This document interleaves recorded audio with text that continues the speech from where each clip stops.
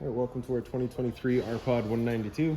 Starting right in your back bumper here, if you just kind of squeeze it together, pull it on out of there, you'll find your sewer hose. Right, just take note of those two ears in the adapter here. I'll be hooking it up to your sewer system, and the hose itself, once fully extended, is about 20 feet long.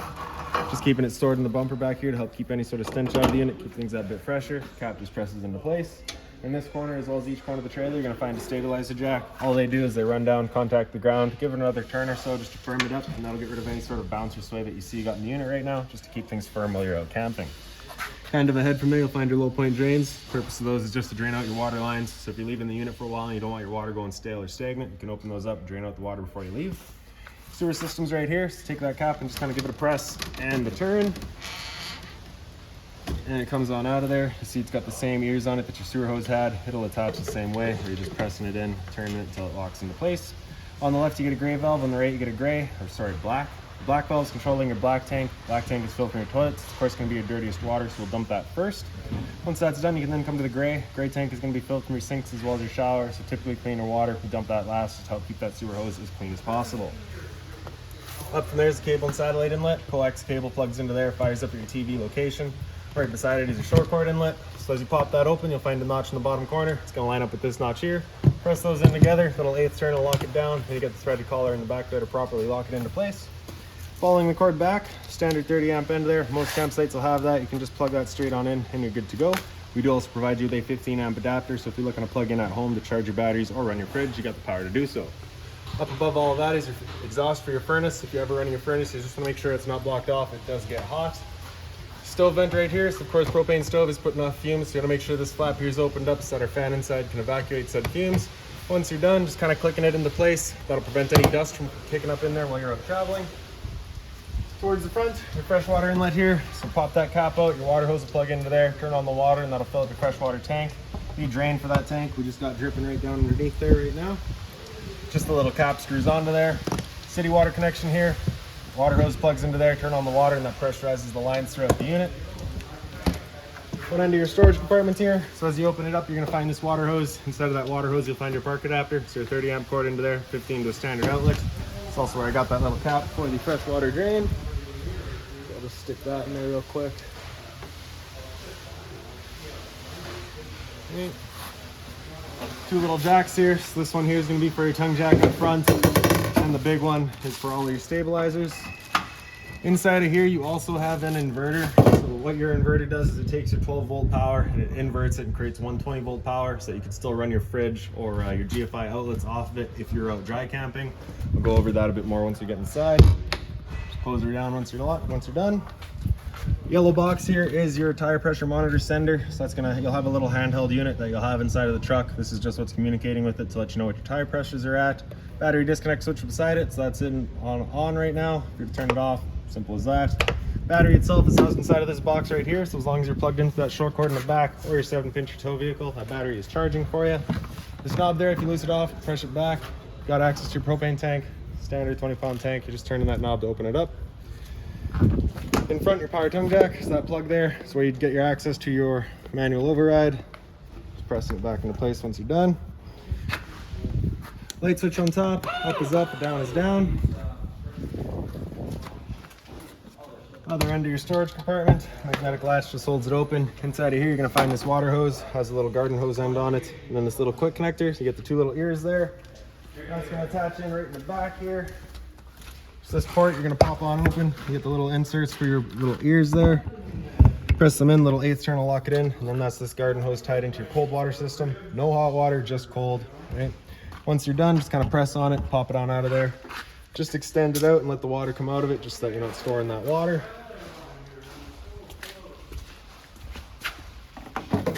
Right, and then in here you also got kind of an exterior kitchen. So we have this mount with the griddle. Just stick this off the side here. And then your mount, you're gonna swing the little arms out. Then you get the channel in the back, so you're gonna hook in that top part, let it fall into place. Right, simple as that. And then the two arms there are gonna line into your little attachments there, your little wings. Gonna slide them in.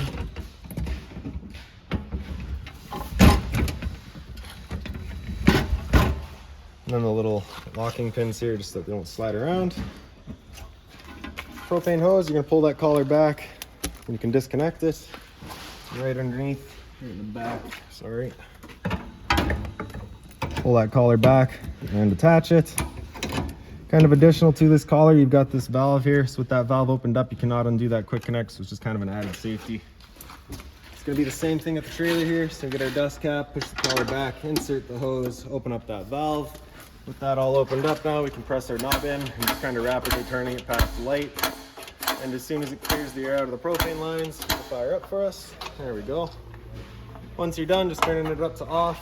Close off the flow of propane at the trailer, pull that hose out of there, stick the dust cap back in. Same thing at the griddle.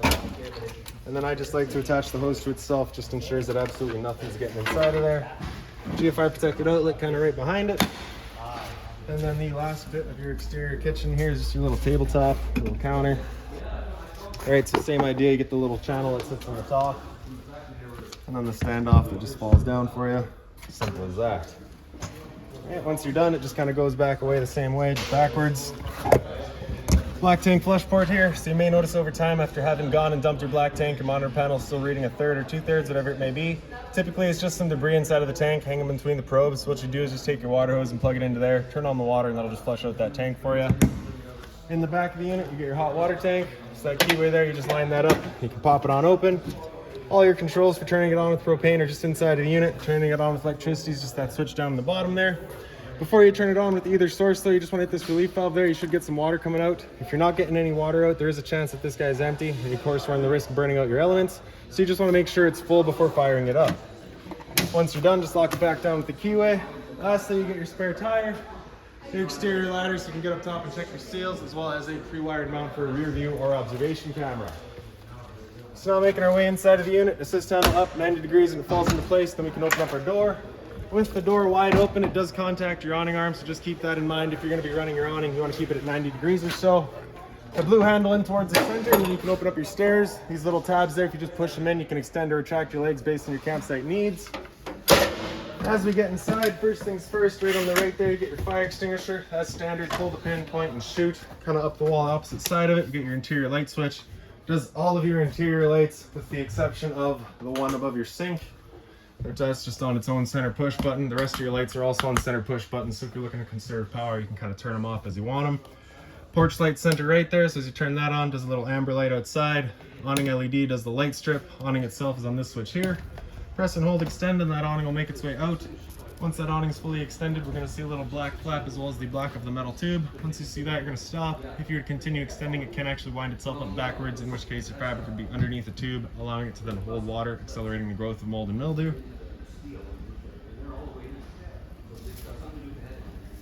So there's your flap, and there's the tube, so we'll stop right there. Now if it were to start raining, it's of course going to hold some water anyways. What you can do is grab either arm, front or rear. You're just going to pull straight down on it. Then you can see that changes the pitch of the awning out at the head, allowing water to then run off. Now if you like that angle better, because it does give you more shade, you can do the same thing up front. Before you bring them back in though, you just want to make sure these guys are back out straight and fully extended, just so you're not running the risk of bending them. Then you can have a look at your exterior awning light there, as well as your two exterior speakers. Then we'll press and hold the track, and the awning will make its way back in. Again, you're just watching to make sure that your fabric's over top of the tube. And the last thing to keep in mind with your awning is it does catch a lot of wind, so once you get up to about 15-20 kilometers an hour wind, you want to bring it back in, again, just so you're not running the risk of bending your arms.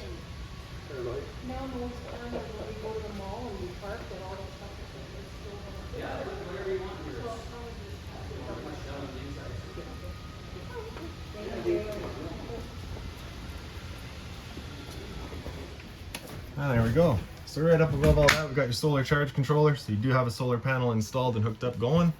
So on the bottom button there, it's just battery type. We've got that all set up for you. You've got a wet type battery in here, so we've got that set for that.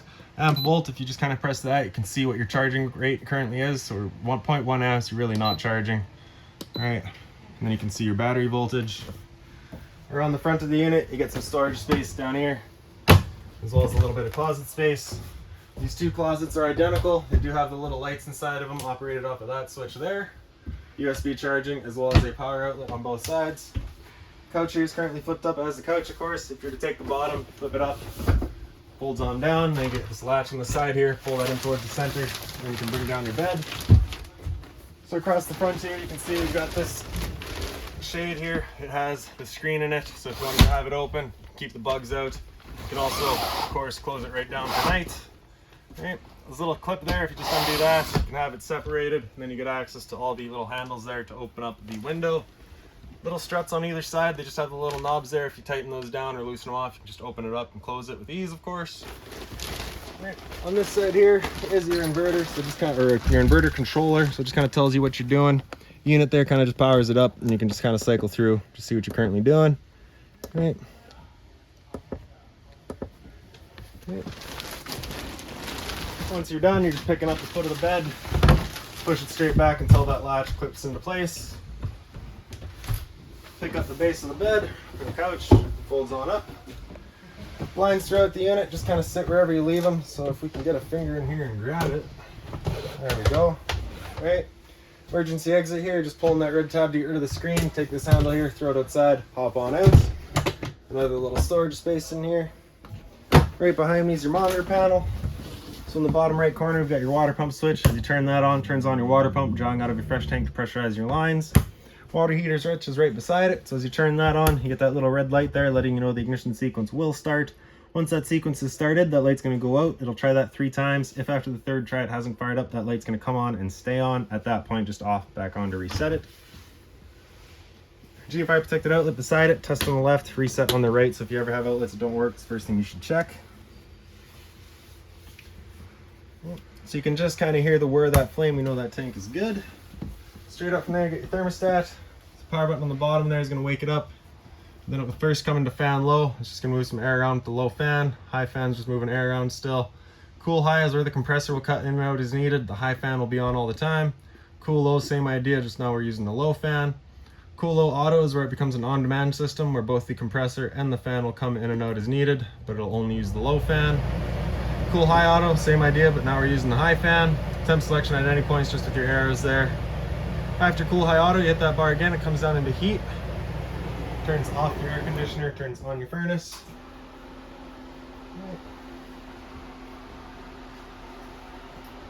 So after heat, you hit that bar again, it'll come down into off and just turns everything off. Smoke detector's right up above it.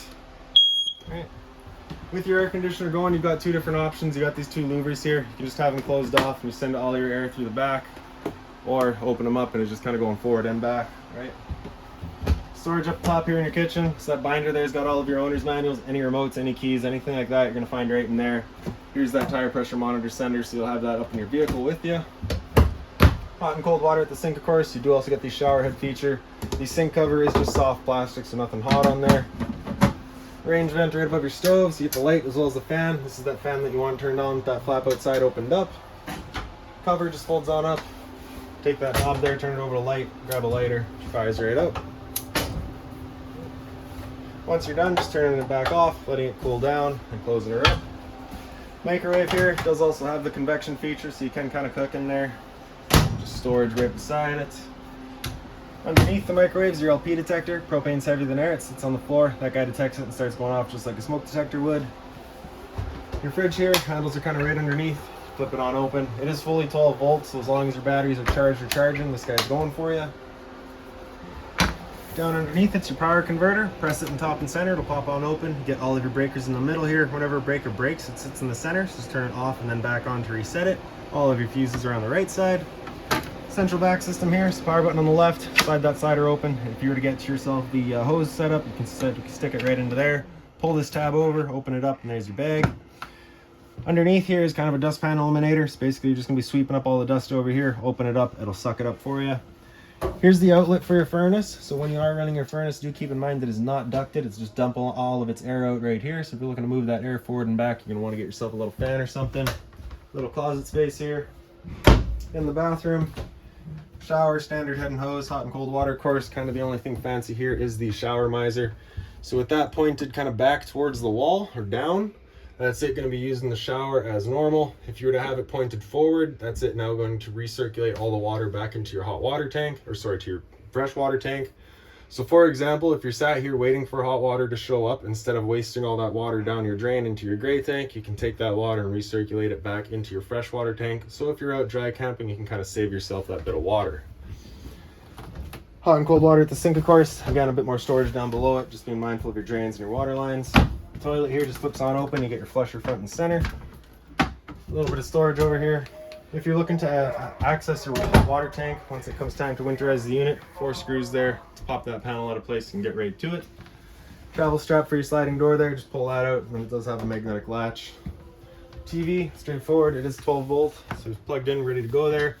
Antenna outlet right beside it, so you get that little button there with that green light, just lets you know your antenna is turned on. That antenna will also help clear up your stereo signal. Power button there to turn it on. Press it again, that'll just mute it. Press and hold to turn it off. Zone 1's your inside set, zone 2's your outside set. Open storage across the top. And then your dinette is currently set up as the dinette. Of course, if you're to take your tabletop, wiggle it up and out of its legs, the legs will then wiggle out of their bases. You have 4 little black blocks there that the table will sit onto. Your 2 back cushions will fill in the center and create your bed. And I do believe that is about it for this unit. So if you've got any other questions on it, please feel free to give us a call, 204-237-7272.